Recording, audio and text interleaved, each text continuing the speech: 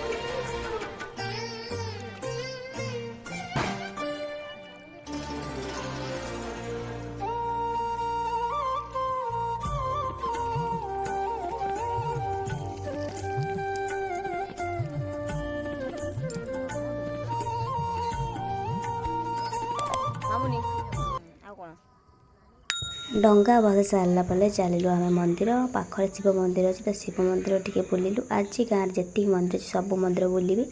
तो तापर आसी आम गाँ माँ मंदिर मैं जगुड़ा मंदिर में पहुँची गलु। तापर पुणी जीवार अच्छी जगन्नाथ मंदिर। ये जगन्नाथ मंदिर आरती चलता।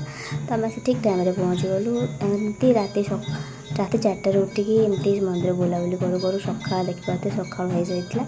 तो तापर आम आसलु आम से गाँ मंदिर आसलु। तापर आम हनुमान मंदिर आसलु। तापर घर आसी मुर्ज मो सान भणी पकाउला देखा केते सुंदर भाव से मुर्ज पकाउची। तो मुझे टी साहाଯ୍य करूँ जेहतु पुओ पद्मा से होता। तो से बेसी किसी कर तो घर भर देखो से एमती किसी शिवलिंग करता। तो ये भी बहुत सुंदर लगुला। मुर्ज केमती लगुच निश्चय कमेंट माध्यम जनइबे।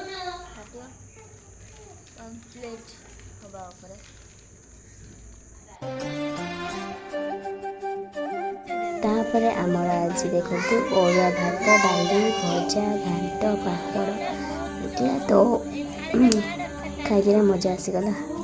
हैप्पी कार्तिक पूर्णिमा।